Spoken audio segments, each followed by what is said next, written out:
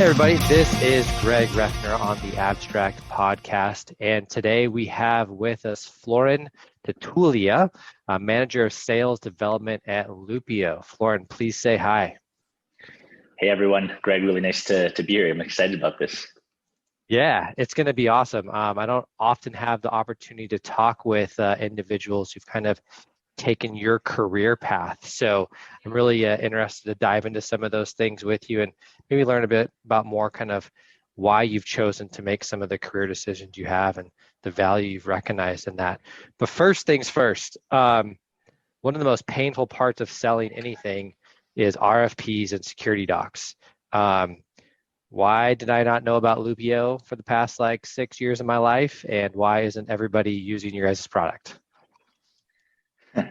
That is a very good question. So just so that everyone understands, Lupu essentially helps sales teams respond to RFPs, RFIs, and different types of security questionnaires that are coming in throughout the sales cycle. It's a known fact pretty much that every salesperson does not enjoy doing these types of things. So we automate that process for salespeople and give them back a ton of time in their day. That's awesome. Why is everyone not using us? I think that's literally what my job is, making sure that every company knows about us.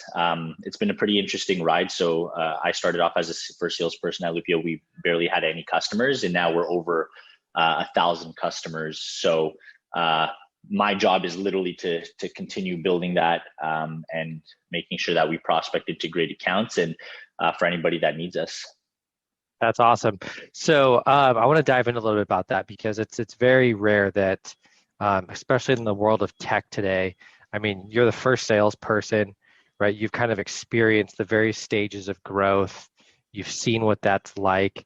6 years, that's a lifetime in tech. What is it even like to be at a company that long? Yeah, it's very, very interesting. It's not something that you ever really plan for. When you talk to a lot of people, what I was told, even in high school, is the way that things are going in this day and age, it's like people are going to have 13, 15 jobs by the time they finish their career. And obviously I still have a ton of time left in my career, but I wasn't expecting to be in sales at a tech company for this long. Yeah. It's been extremely interesting. We went from being, I think we were 7 people when we started, where, you're truly the definition of a startup there. There's no boundaries. Everyone's just kind of figuring different things out. I didn't have a mentor or someone that was a sales leader specifically at Lupu. So it was literally me trying to figure out how to do things. And now we're growing to, multi, 9-figure business. So it's very different now. It's like we're 200 people. We have, more processes in place, different departments that you have to collaborate with. But I think that's one of the things that's kept me here for so long, because I'm trying to figure out, for my career, I do ultimately want to be a VP of sales and lead a whole sales team. What stage of a company do I want to be at? So I'm kind of going through the different phases and seeing what really resonates with me, what I really enjoy. Yeah.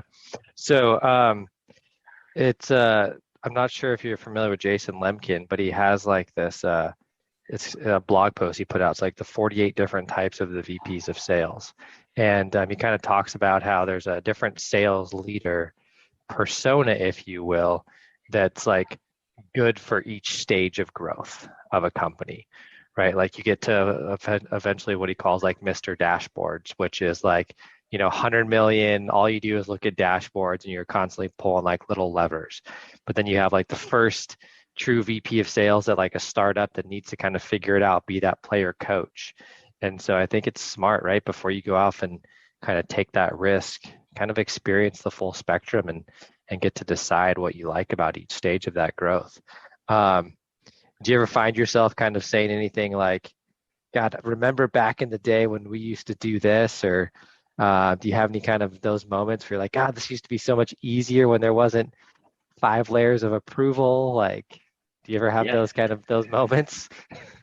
100%. And I think that's one thing that I need to start getting used to, especially now. We have big time investors, and there's a lot of different processes in place. We have to get SOC certified, and yeah.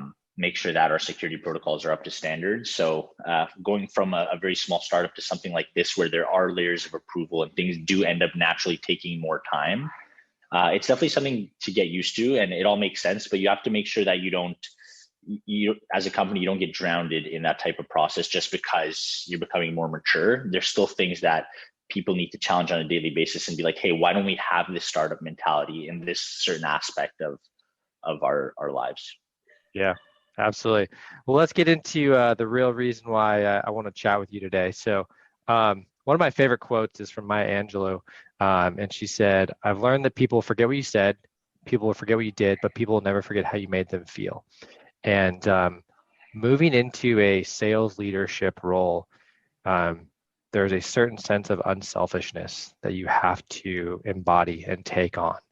And I think that's really what I want to dive into a little bit today is kind of what that career progression that you've had and how it's maybe helped you be a little bit more empathetic, how it's made you a better leader and be able to build rapport with the people that kind of you're tasked with serving every day. So I'm going to ask you some tough questions around that, and I'm really curious to kind of get your perspective and thoughts on that. Sound good? Yeah, 100%. I'm excited about this. Cool. So when you move into that leadership role, you're sacrificing a lot, and I think that oftentimes, as much as I would hope manager and leader are synonymous with one another, they're often not. But when you move into a leadership role, you almost have to start putting kind of your success behind the success of others and helping them find their own success. Can you share with me what your drivers are and like why moving into a leadership role and kind of taking on that responsibility has meant so much to you? Yeah, for sure. I think the selfish reason is obviously going to be for like your career. Ultimately, I do want to lead a sales team and be successful, but I think the true underlying reason behind that is that I truly do enjoy serving, and I've kind of realized that in the last year and a half of jumping into management. Otherwise, I probably would have switched back into being an individual contributor. And I've done a self-assessment and being like, hey, like my happiest moments or my happiness really does stem from helping others.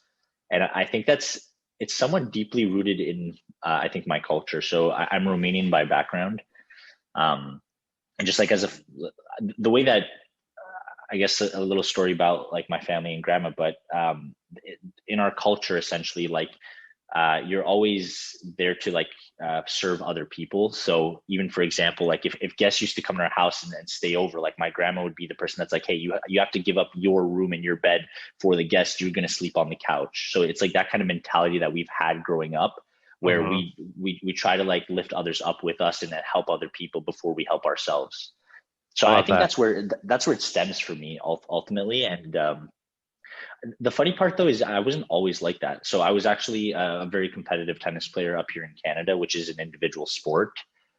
So growing up, I always thought that I was going to be that like kind of like lone wolf individual contributor, best of the best.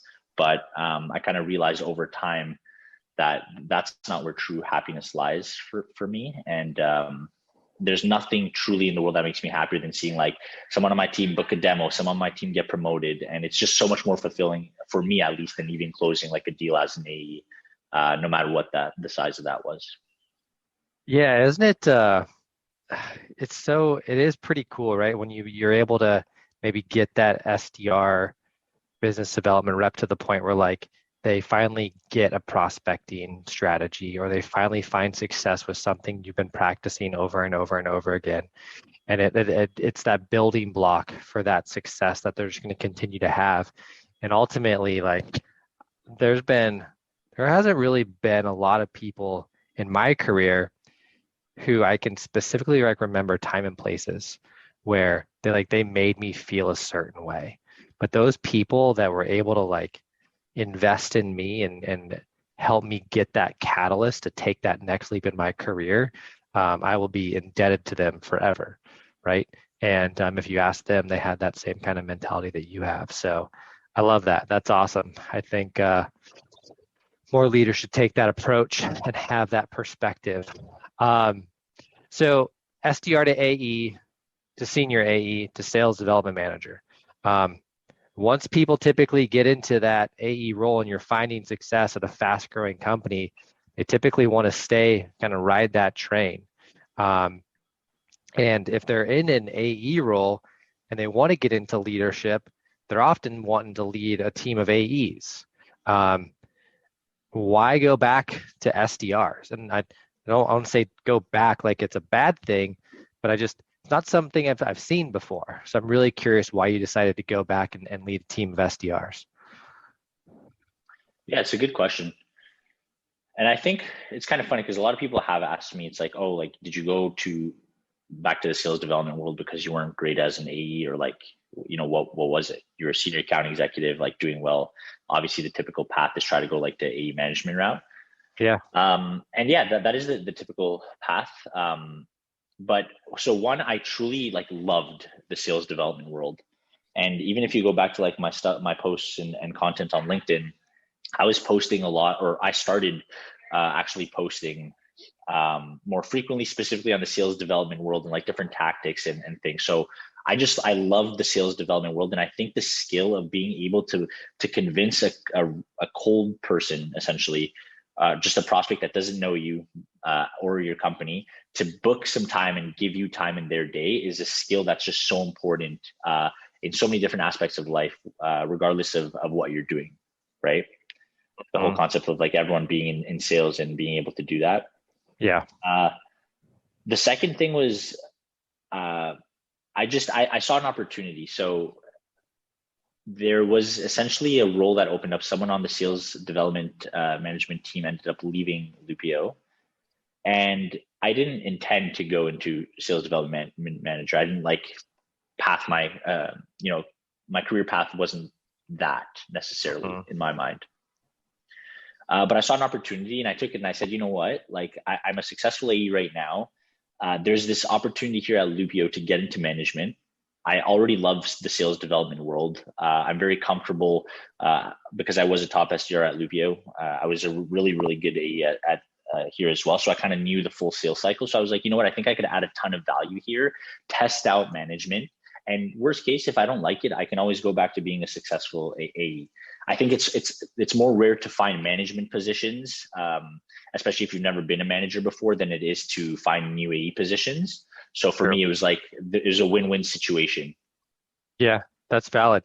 Yeah. So going back to SDR skills. So my wife always tells me that the reason that I was successful on my first date is because I had success as an SDR and I knew what it was like to be in uncomfortable situations and have to ask questions, which apparently I did really well with her. So I credit my SDR training and probably my SDR leader at the time to why I'm married today.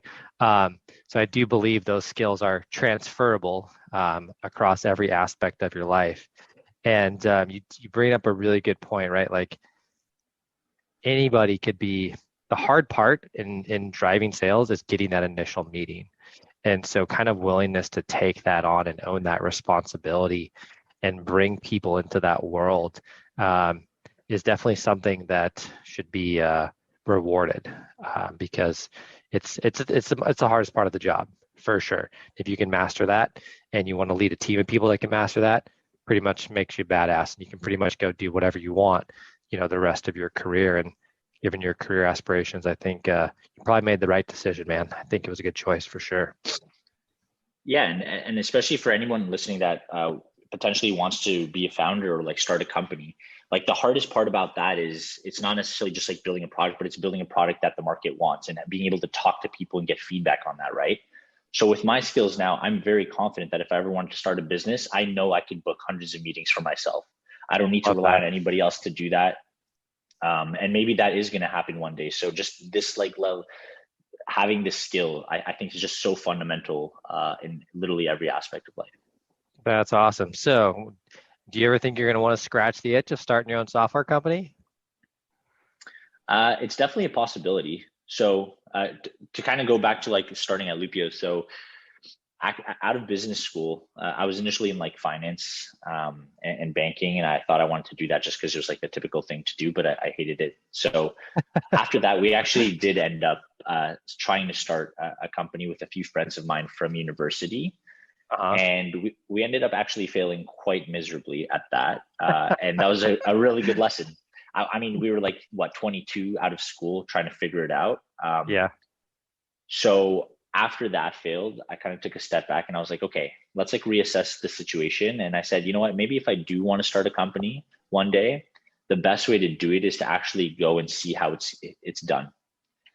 And I think now, like looking back, it was probably one of the better decisions that I've made in my life, just because of where Lupio and where I've kind of ended up in my career. So I don't have a specific like idea or anything right now, but being in the game all the time and talking to so many different companies that we sell to that are also in the tech space, it just becomes a lot easier to access different people, different ideas, different capital, right? Huh. I feel like we might be related on some level, because I out of college I started a company, an exercise bench product, and it failed miserably. I had no idea what I was doing, but got an MBA in what not to do in starting a business, and I made the decision like, hey, I want to get into tech sales to figure out how this works. And now being at a few companies, you kind of pick up on what the right companies are doing, and you kind of get a front row seat to how to build a business. And that's ultimately kind of started to lay the foundation for starting Abstrakt, was failure and then watching 7 years of what tech companies do to build businesses. So I think about a year or two from now, you might be primed and ready to go to start your own venture, because you'll have kind of enough experience under your belt. So Yeah, I'm excited about that potentially. And I just like one thing kind of sticks in my mind. It's essentially like the quote of, luck is ultimately like preparation meeting opportunity. yep. And I think in some sense I did that with the management role. It's like I was prepared obviously for it, and then I ended up seeing an opportunity. And yeah, I guess like you can attribute that to some luck, but it's like you need to start spotting like where these opportunities going to be, and pouncing on them. So there 100%. very well might be a time where I want to start a company with a colleague or someone in the industry now that I'm trying to get my name more out there, and I'm just ready to jump on those opportunities if they come. Love that. All right. So moving along, have you found that your team maybe finds you a little bit more relatable and maybe buys into what you're coaching because you've quote unquote like been there, done that? You've kind of carried the bag.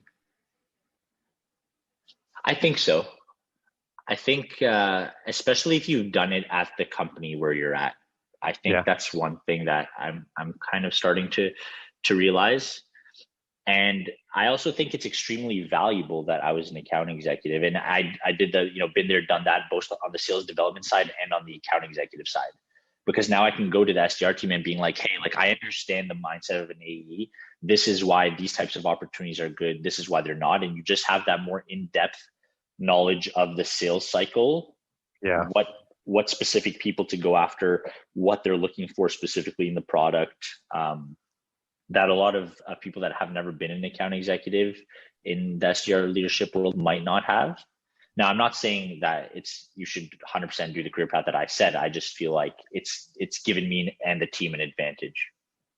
Yeah. And so on that note, it almost is like it's such a no-brainer to start to promote within as companies grow, right? When you're looking for that next level of leadership at an SDR level, at an AE level, like look to the team, right? That's been there, done that. Not only because like you don't have to train them on the philosophy, the beliefs of the company, but it becomes such more relatable to the rest of the team.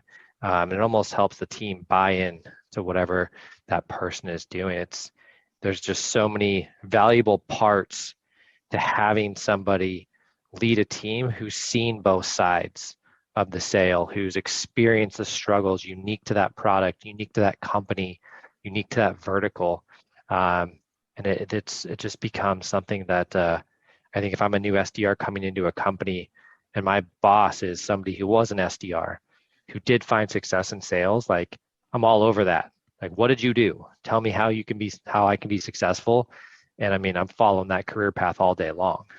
So Yeah, I think, exactly. yeah. And So no, go on. I was also going to say, don't underestimate like the amount of like skill and rapport that you could build within a company by staying there multiple years. I know like there's a lot of people that are kind of like jumping every 1-2 years, but it's like, first of all, in my experience, it takes you at least a year to even fully grasp a role, whether it's an SDR or an AE. Like in my first year of being an SDR, I was only an SDR at Lupu technically for a year and a half. And I think I only actually started fully like getting it a year in. And with the account executive role, probably even more, a year and a half until I actually got like my rhythm going and I fully understood what was happening.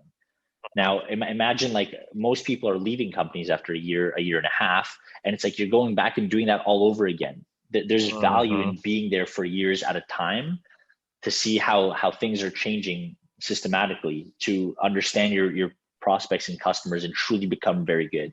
The AEs that are the top AEs and the top SDRs have been at Lupio for a significant amount of time. They're the ones that are making the real money and are having the real success. Amazing, right? Like kind of delayed gratification, right? Like just because you're not finding success for the first 6 months, like that's supposed to be the struggle time. Like it's okay to fail for a while, and companies need to be okay with that, right? And not just kick people to the curb because 6 months in, they're not at 100% of quota. Like I think a year is a perfect timeline to expect someone to fully grasp the product, the vertical, the buyer. Like there's so many things that go into making up success in every aspect of sales. I think you're spot on there. 100%. That's amazing advice. So wrapping this up, what would be your biggest piece of advice for any SDR out there who's trying to, they've kind of hit that quota for maybe a year, they're kicking ass, and they're thinking like, do I want to go AE? Do I want to go leadership? Do I want to go enablement? Like, what would be your biggest piece of advice for maybe helping them decide on that career path? Yeah, I think, well, my first piece of advice is quite general in the sense of like just career pathing overall. And it is like, no matter how great your manager or your company is at like, recognizing you and promoting and helping you grow, always remember that the responsibility and the burden of that is on you. No, like nobody is ever going to give you anything. You have to ask for it.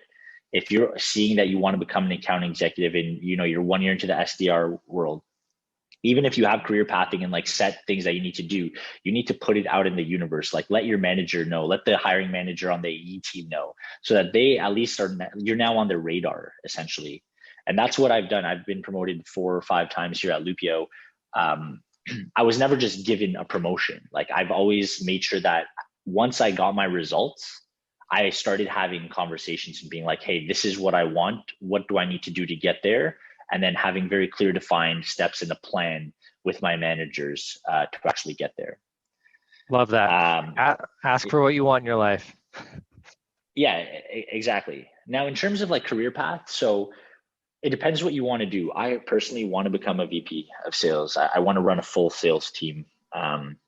So I know that it's important for me to understand the full sales cycle. I suggest being an SDR, understanding that world, being an account executive, getting some kind of a test in leadership.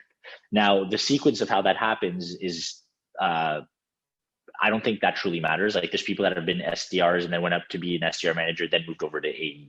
But I think it's important to grasp all of those different aspects if being a sales leader and a potential VP of sales is what you want to do. Great advice, man. Some good nuggets bright and early in the morning. Really good stuff. Well, I'm going to wrap this up with a couple key takeaways that I've really I think there's some good things here. So first off, I think really I want to tie this back to like the hiring process. When companies are looking for people, like unselfishness and putting others before yourself, like that was kind of core to your DNA. That's how you were raised. That's hard to identify on a resume, right? And so when you're looking at like the future leaders of your company, how do you identify that? Like that's something that I think I'm going to take away and try to be more conscious of, is maybe trying to help myself figure out those unselfish characteristics of people, because ultimately that's what you're trying to build, is a group of people who all are kind of in it together and want to help others win. So that I don't know if that was an intentional thing for me to take away from your kind of story of how you were raised, but I definitely took that away. Um, Rapport, skill, understanding of the business, like it takes a while. Be patient with yourself, right? Be patient with the company that you're at. Um, you know, I can totally get the idea that like I'm a year into my role, I haven't hit my OTE. Like, granted, like it takes time. Like, be patient with the process and delay that gratification because as you're a perfect example of, crushed it as an SDR, crushed it in AE, crushed it as as an SDR manager, but you've also been there 6 years. Like, you know the business, you know the vertical, you know the product like the back of your hand. You probably can rattle things off like nothing, right? And so that's where you start to see success.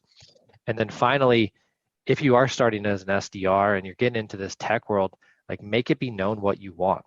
Make your manager, understand what that career progression that you want looks like. Make sure you're writing stuff out, like clear deliverable goals that if they're met, you'll have an opportunity to interview for that next open position, whatever that might be. So I think that's something that goes back to confidence and swagger. And when you get into a job, just kind of as I heard a quote once, like an empty mouth never gets fed, or a closed mouth never gets fed. Like, open your mouth, ask for what you want, and make it be known, because no one else is going to give it to you. So those are my big takeaways, man. Did I miss anything you were hoping everybody was going to take away from today?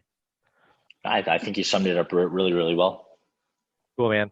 Well, if anybody wants to get in touch with you, learn more about you, maybe ask more about your journey, what's the best way to get in touch with you, Florin? Definitely LinkedIn. I'm very active on LinkedIn. I'm posting multiple times a week. So if you're curious about my content, feel free to connect with me, and always happy to help fellow salespeople out. Love it, man. There's that unselfish nature. I appreciate it. Well, thank you for having us today. This was awesome. And keep kicking ass. And I think I'll be buying Lupio soon. So I appreciate what you guys are doing. Thanks, Greg. It was really great. Take care. Have a great day. Bye.